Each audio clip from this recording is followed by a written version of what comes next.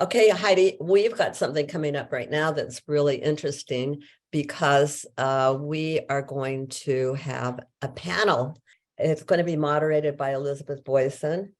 And Elizabeth is a good friend of ours with Helping Parents Heal. She heads it. And she is it's an international support group for parents and families who have had a child pass. She has she also is a Helping Parents Heal news editor. Hi, Elizabeth. And Afterlife leader of the Phoenix Scottsdale group. And Elizabeth has two children who passed, Chelsea when she was 2 days old, and Morgan, who transitioned at the base camp at Mount Everest when he was only 20. Elizabeth's the author of Life After Life, Helping Parents Heal. She's also a certified yoga instructor and teaches yoga for healing grief. And thank you so much for heading this panel, Elizabeth. We really appreciate that. So we're going to move right on and introduce the panel so you guys can get started on this exciting topic. I am so happy to see both of you. It's always wonderful to see both of you.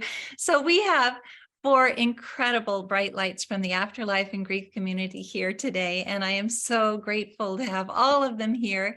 And I'm going to start out by introducing Suzanne Giesemann, who is a spiritual teacher, author, and medium who has been recognized on the Watkins list of the 100 most spiritually influential living people. She's a former Navy commander and aide to the chairman of the Joint Chiefs. She now shares the Awakened Way, a path to living a consciously connected and divinely guided life. Her gift of multidimensional communication has been verified by noted afterlife researchers. Her messages bring not only hope, but healing and love that go straight to the heart. And then sitting near on the screen is Jeffrey Olsen. He is the best-selling author of Knowing, who inspires audiences internationally with his intriguing story of perseverance and inner strength.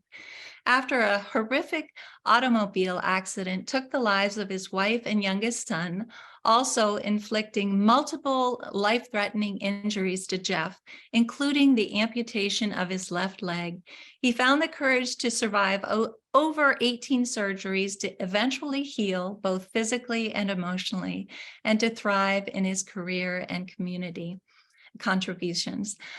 Among all of Jeff's accomplishments, he is most proud of and most fulfilled by simply being a husband, father, and friend. Dr. Christopher Kerr is the Chief Medical Officer and Chief Executive Officer at Hospice and Palliative Care Buffalo. Dr. Kerr's background in research has evolved from bench science towards the human experience of illness as witnessed from the bedside, specifically patients' dreams and visions of the end of life. To date, the research team at Hospice Buffalo has published multiple studies on this topic and documented over 1,500 end-of-life events, many of which are videotaped. This work was also featured in a docu-series on Netflix called Surviving Death and a PBS documentary called Death is But a Dream. Dr. Kerr's work was also published in a book entitled Death is But a Dream in 2020, and it is available in multiple languages.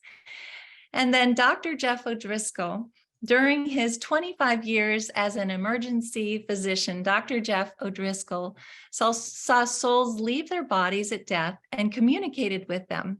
His experiences began in childhood after his brother passed in a farm accident. After decades of silence, Dr. O'Driscoll published his award-winning memoir, Not Yet.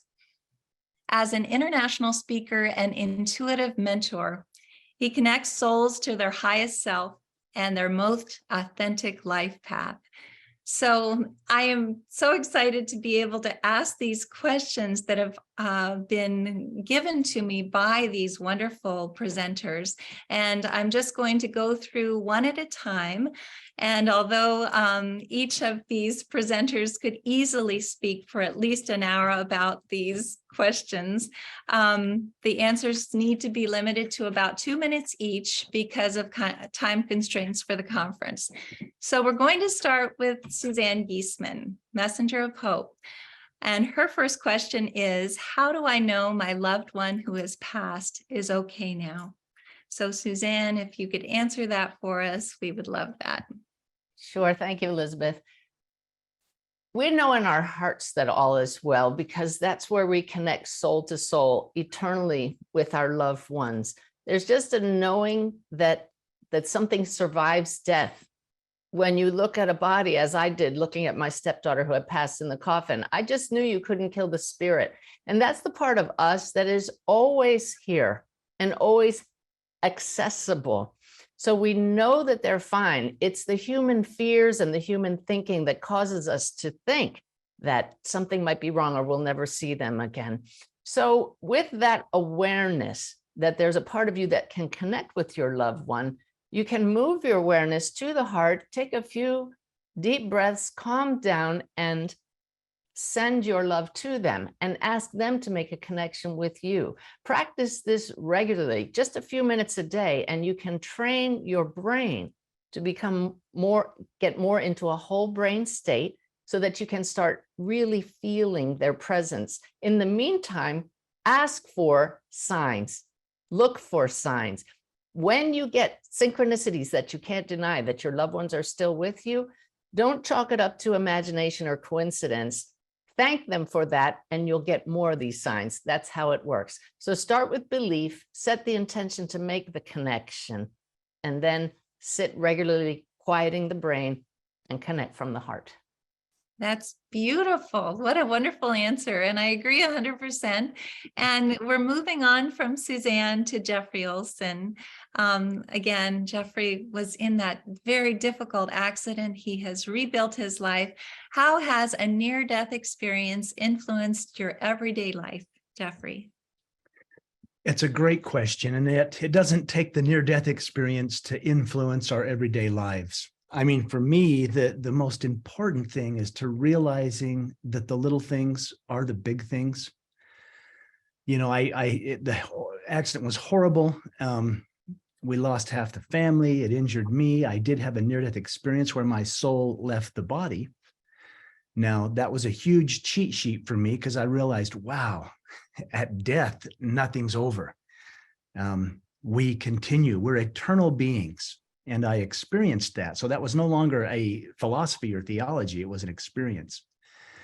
In experiencing that, in my everyday life, I realized the little things are the big things. And sometimes those little things are the connections with those who have passed.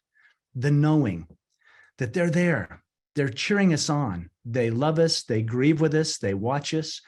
I believe time may be different for them. You know, for us, it seems like a lifetime, sometimes getting even from one day to the next. But I feel that they look at it and say, well, we'll have lunch and then we'll be together again and all will be well. But they cheer us on. And that's changed my life to be open to that connection. And even the everyday things, you know, people have said to me, wow, your life must have been spared for some great cause. And I say, yeah, you know, to play catch with my son, or to watch one more sunset, or to, you know, hold your lover's hand. Whatever those little things are, they become so big and so meaningful. So embrace that, embrace those things. And when people have passed and we miss them and we grieve for them, that's love. We only grieve because we love them so deeply and realize they're right there with us. And if we miss them, we'll do something for someone who's here. You know, do something wonderful for a stranger, for someone that's with you, and really embrace those beautiful moments that we have that are a gift. That is so beautiful. Thank you. And, you know, I just want to quickly say that you wrote the most beautiful book with your son, Spencer, called Where Are You? And it's not just for children, although it's kind of made as a children's book. It's for everyone. And hopefully everyone will be able to find out about that book, maybe on the website. For Dr. Christopher Kerr, what are the main conclusions from your research examining patients' inner experiences at end of life? So if you could tell us a little bit about that, it's absolutely fascinating.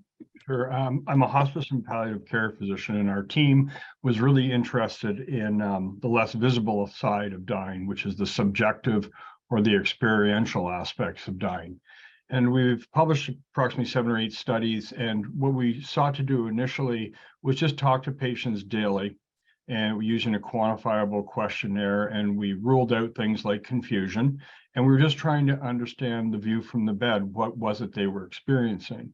And what we found was that nearly 90% of people were describing what we called an end-of-life experience. The closest nomenclature we have is dreams, but they were somewhat qualitatively very distinct. These were very vivid, rich, detailed experiences that were recalled with clarity. The vast majority of them were profoundly comforting.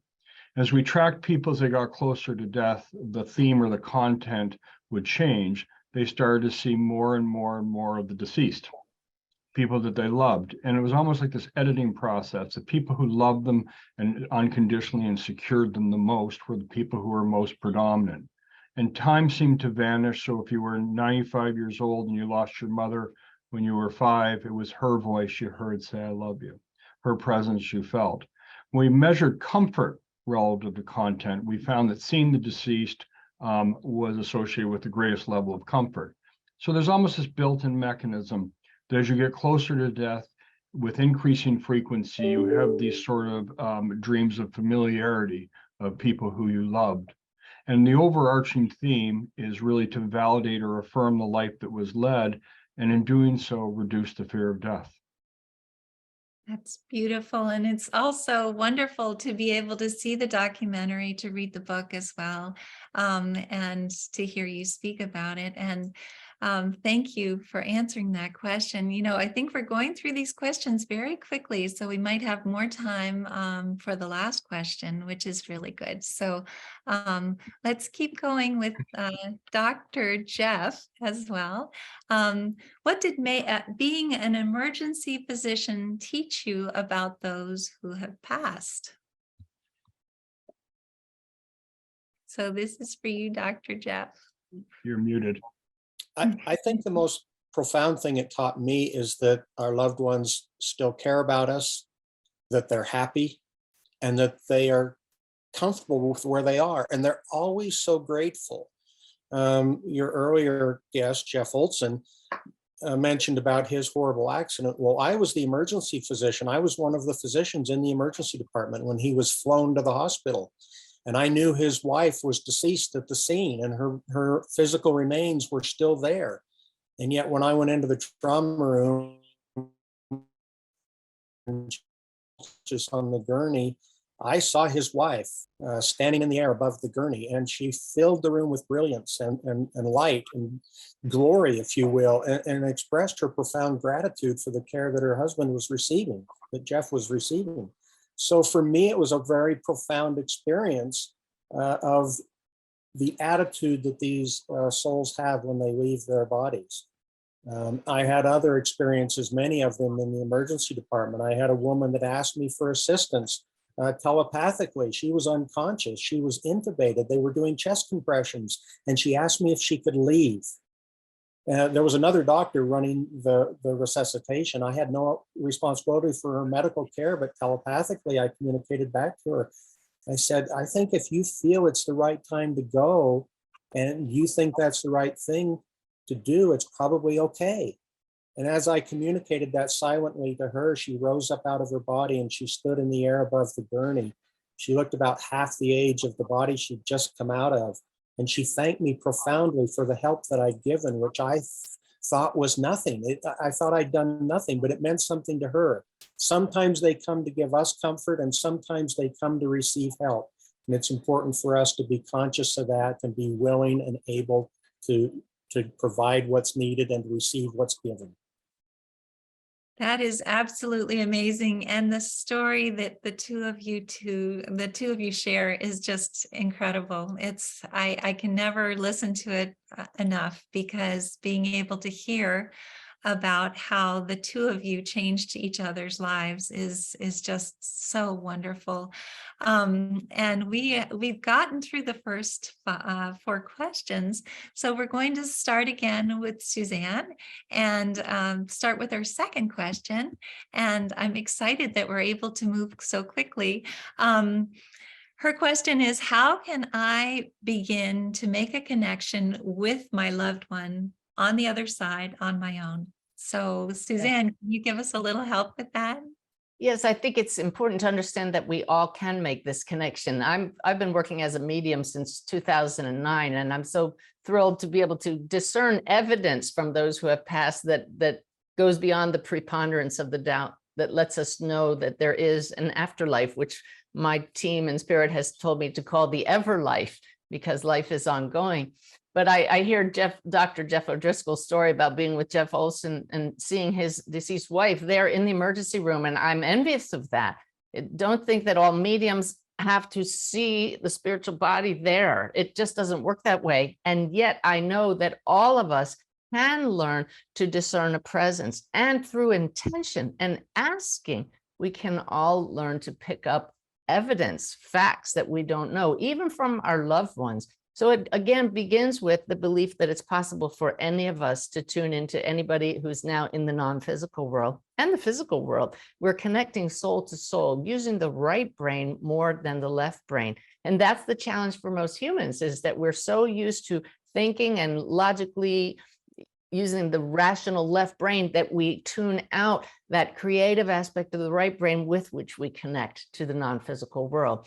So a regular practice of slowing down your brain waves from the normal waking consciousness to a more expanded state, which you can achieve in just a few nice slow breaths. I have a practice online, you can look it up. It's called the Sip of the Divine. So don't even call it meditation. It's sitting in peace, slowing down the brain for just 3 minutes a day. So no more excuses that you can't do this or can't find the time. And in that quiet state, with the intention to connect with higher consciousness, whether that's a loved one who has passed, your own higher self, it's all connected in the non-physical realm. You can ask questions. And once you start to get answers from a place where you wouldn't normally think it would come, that is, what did Einstein say? All solutions come from a higher level. None of them come at the level at which they're created. When you start receiving information that's helpful and healing, stay with the practice, and soon through your efforts from the belief and the intention, you will start to hear things from your loved one that you know you're not just making it up, because that's what everybody says. Well, that was a beautiful message, but how do I know it's not just my imagination? Well, it comes with this heartfelt feeling that you can't deny is their presence, but ask them to prove it to you. Ask them to tell you something you don't know about somebody else in your life. Stay with that, and then the miracles will happen. And a miracle for me is just when the veil parts and we can no longer deny they're still right here. And they are still right here. I love that. I love saying that too, because it's just such a beautiful way to explain to everyone that, yes, we know that our kids have transitioned, but they are still right here with us. So Jeffrey Olsen, what simple things do you do to stay connected to your loved ones who have passed? So similar to what Suzanne is saying, but maybe in your personal life, what do you do to stay connected? It's a great question. And I love that, because what we do is we celebrate them as if they were here. We still have birthdays and make a cake and we release balloons. And like Suzanne has shared so eloquently, yes, we can have a conversation. I did this just this weekend.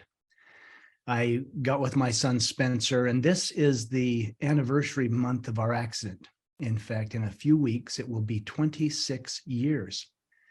So Spencer's a grown man now, and he's married and living his own life. But we went to the cemetery, which, you don't have to go to the cemetery to feel near your loved one. And he took my arm as I attempted to walk through 3 feet of snow to get to the gravesite. But we actually sat down or knelt down right there in the snow. and we still shed tears. And he brought such a special thing to me. He has held on since the accident. So for 26 years, he's had these things in a special box that he's kept. He handed me Griffin's shoes, his little brother, my little boy who passed in the accident, who was just a toddler. And he had brought those shoes as a token of remembering.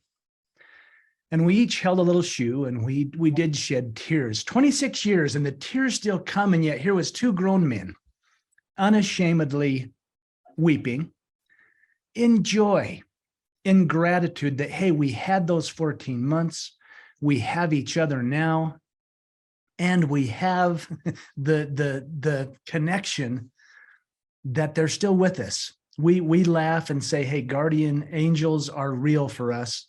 Griffin is our special guardian. He looks after us and watches over us. And as we held his little shoes, that was very poignant for us, a very connected thing.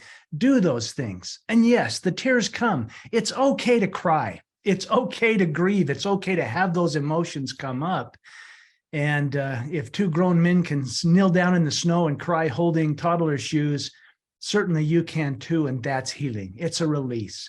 And yet it's always in joy. As we stood there arm in arm and wiped our tears, we did laugh and said, wow, 26 years. But here you are, and here I am, and here they are with us. And do those things. Celebrate them as if they're right here. Live your life as if you're honoring their lives in your choices, in your compassion, in your kindness.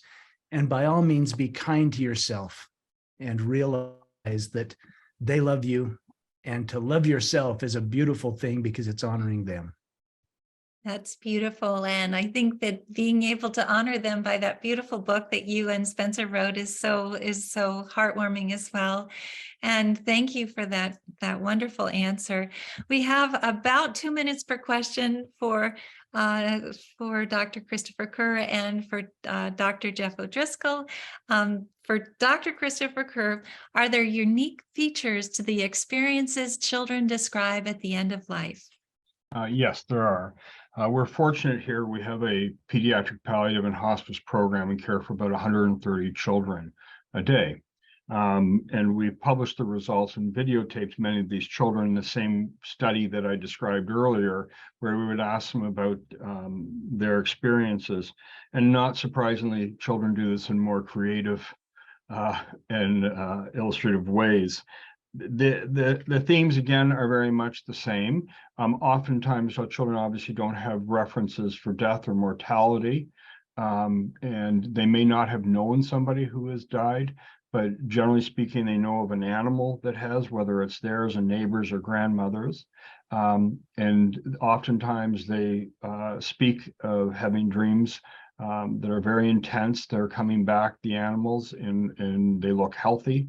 The message is the same. Actually, it's remarkable how children will use the same language to describe these events, that it means that they're not alone, that they're going to be okay, and that they're loved. They'll often create circumstances almost like another environment for themselves. So we have children who have described castles and fill it with senses. So there's light and warmth and all of these other feelings that make them feel secure.